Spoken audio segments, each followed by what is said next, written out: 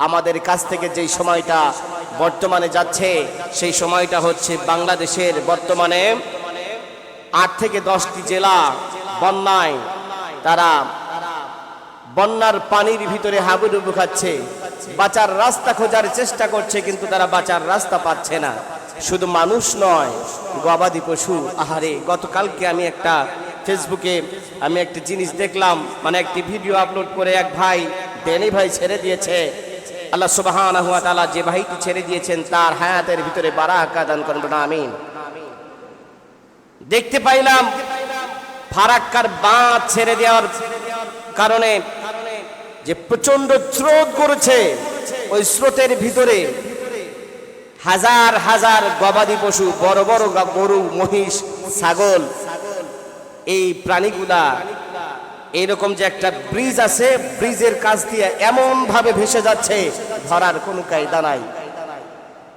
মানুষ হাহাকার করছে, তাদের কাছে যাওয়ার কোনো রাস্তা নাই। ঘরের 2 পর্যন্ত পানি উঠে গেছে, চাল পর্যন্ত পানি উঠে গেছে। এমনকি একটি মাদ্রাসার খবরে পেলাম, সেই মাদ্রাসার ভিতরে, সেই মাদ্রাসার অনেক ছাত্রগুলো পানি বন্দী হয়ে আছে।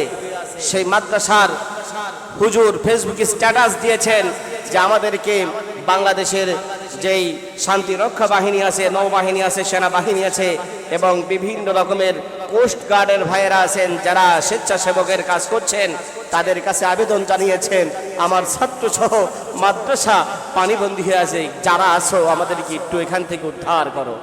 আমরা মহান রবের কাছে দোয়া করব, মাদ্রাসা সহ, মাদ্রাসার ছেলেপেলে সহ ওই শিক্ষককে এবং মাদ্রাসাকে, গোটা মুসলিম উম্মাহকে আল্লাহ সুবহানাহু ওয়া তাআলা, আল্লাহ পাক তার রহমতের হাত দিয়া তাদেরকে বেষ্টন করে নেন। সকলে বলে আমিন।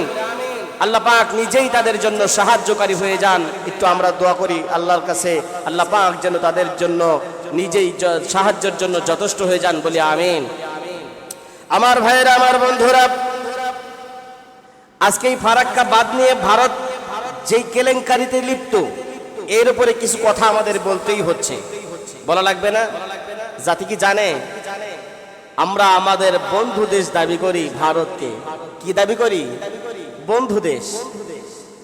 বন্ধু বেশে শয়তান যখন আমার পাশে বসে, বন্ধুর অবস্থা কি হতে পারে? কথা বলেন, কথা বলেন। ভারত, চীন, জাপান, এটা হচ্ছে আমাদের পার্শ্ববর্তী রাষ্ট্র এশিয়া মহাদেশের ভিতরে। এগুলো এই এশিয়া মহাদেশের ভিতরে আমরা, এই বাংলাদেশটা হচ্ছে গরিব রাষ্ট্র। আমাদের তুলনায় চীন কি ছোট রাষ্ট্র? তারা আমাদের চাইতে নিম্ন মানের নাকি তারা উন্নত মানের? প্রযুক্তির দিক থেকে, আবিষ্কারকের দিক থেকে, সব দিক থেকে চীন আমাদের চাইতে হাজার হাজার গুণ উন্নত, ঠিক কিনা? ইন্ডিয়ার জনসংখ্যার দিকে যদি তাকান এবং উন্নতির দিক থেকে যদি তাকান, দ্রব্যমূল্যের দিক থেকে যদি তাকান, সব দিক থেকে বাংলাদেশের চাইতে উন্নত, ঠিক কিনা বলেন? এরপরে জাপানের আবিষ্কৃত সব যন্ত্রাদি বিশ্বের দরবারে মানসম্মত, কথা বলেন ঠিক কিনা? এগুলো হচ্ছে আমাদের বন্ধু দেশ। এরা আমাদেরকে বিভিন্ন সময়ে কি দেয়? আর্থিক সহযোগিতার হাত বাড়িয়ে দেয়।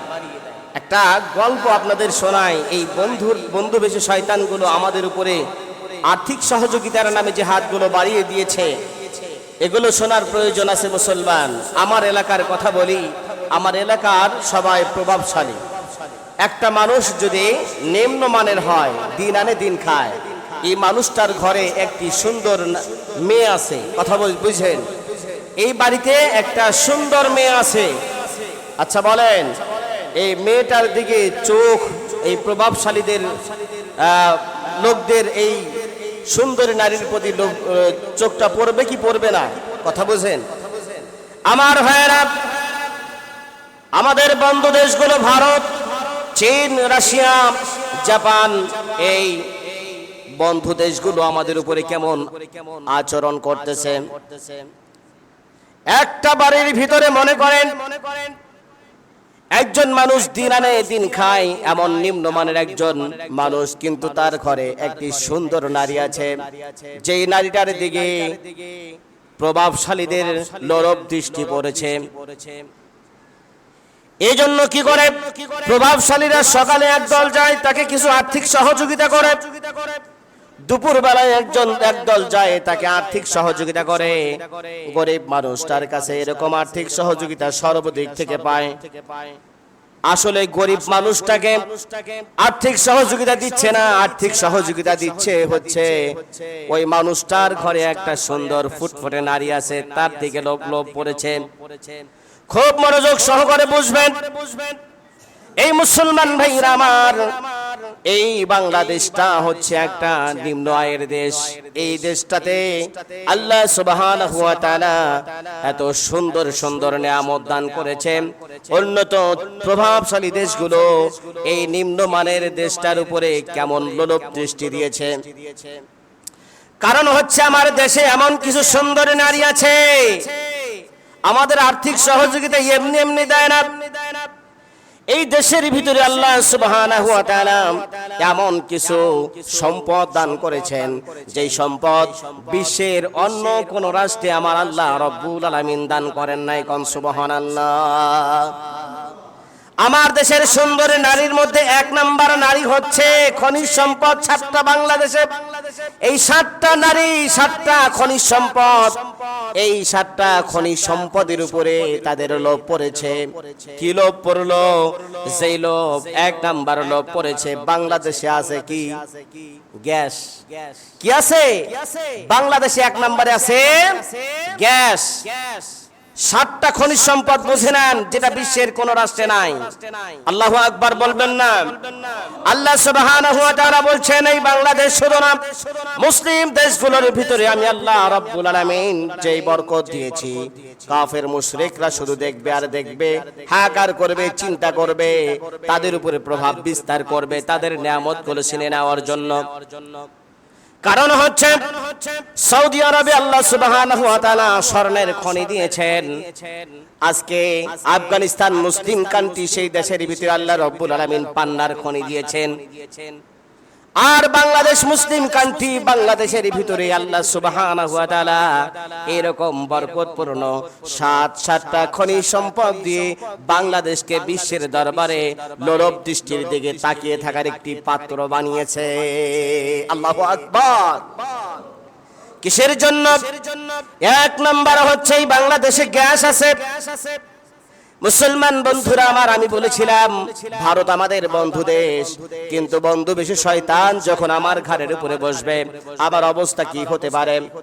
আজকে বাংলাদেশে আমি জনগণকে জিজ্ঞেস করতে চাই, গ্যাসের সিলিন্ডার যে আপনারা কেনেন, এই গ্যাসের সিলিন্ডারের দাম কত? 1600 টাকা। কি বলেন? 1600 টাকা। আমাকে হয়তো 20 টাকা ফেরত দেয়, গাড়ি ভাড়ার জন্য হুজুর নিয়ে যান। বাংলাদেশের খনিজ সম্পদ এক নাম্বার হচ্ছে গ্যাস।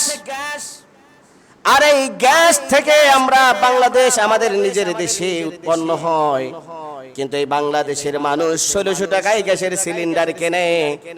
আজকে বন্ধু রাষ্ট্র ভারতে গ্যাসের সিলিন্ডার বিক্রি হয় মাত্র 550 টাকায়। আমার দেশের গ্যাস আমার দেশের জনগণ পায় 1600 টাকায়। আর বন্ধু রাষ্ট্র ভারত সেখানে বাংলাদেশ থেকে আমদানি করে নিয়ে যায়, সেই দেশের দামটা হওয়া উচিত ছিল 2000 টাকা কিংবা 2200-2500 টাকা। কারণ এই দেশে থেকে যখন নিয়ে যাবে আমাদের রাজস্ব বোর্ডে কিন্তু টাকা ইনকাম ট্যাক্স দিয়ে যেতে হবে, ঠিক কিনা? আজকে আমার নিজের দেশের গ্যাস আমরা পাই মাত্র 1600 টাকায়। এই এত লম্বা একটা দামে হিমশিম খেয়ে যায়, দিন আনে দিন খায় মানুষগুলো। আমার নিজের দেশের গ্যাস যদি 1600 টাকায় কিনি, বন্ধু রাষ্ট্রের দাম হওয়া উচিত ছিল 2000 থেকে 2500 টাকা। সেই জায়গায় 2 গুণ কমিয়ে দিয়ে বাংলাদেশের গ্যাস ইন্ডিয়া বন্ধু রাষ্ট্র আমাদের ব্যবহার করে মাত্র 550 টাকায় বিক্রি করছে। এইটা হচ্ছে আমার দেশ। তার মানে এই দেশে স্বৈর শাসক যখন নিযুক্ত ছিল 15 বছর, বন্ধু দেশ ভারতকে যদি আয়ত্তে না রাখা যায়, আমার ক্ষমতার চেয়ার টেকবে না। ক্ষমতার চেয়ার টেকানোর জন্য বন্ধু রাষ্ট্র ভারতকে সম্পূর্ণ সুবিধা দিয়েছে। আমার দেশের জনগণ খাক না হয় মরুক, কোথায় যাবে সেটা আমার দেখার না। কথা বলেন ঠিক কিনা? আমার ভাইরা, আমার বন্ধুরা, এখনো পর্যন্ত বন্ধু রাষ্ট্রের স্বৈর শাসক আমাদের উপরে যিনি নিপতিত ছিল, এই যে শেখ হাসিনা আপামনি দাদি হয়ে গেছে এখন, দাদি দিল্লিতে বসে বসে আজকে বলতেছে, বন্ধু আমাকে তো দেশের মানুষ থাকতে দিল না, দে খুলে। কি খুলে দে? ফারাক্কার বাঁধ খুলে দে। ফারাক্কার বাঁধ খুলে দেওয়ার কারণে আজকে বাংলাদেশের যেই জায়গায় আর একটা খনিজ সম্পদ আছে, নাম হচ্ছে সিলেট। এই সিলেটের ভিতরে আল্লাহ রাব্বুল আলামিন 2 নম্বরের খনিজ সম্পদ দিয়েছে। 2 নম্বর খনিজ সম্পদ হচ্ছে বাংলাদেশে তেলের খনি আছে। কোন সুবহানাল্লাহ।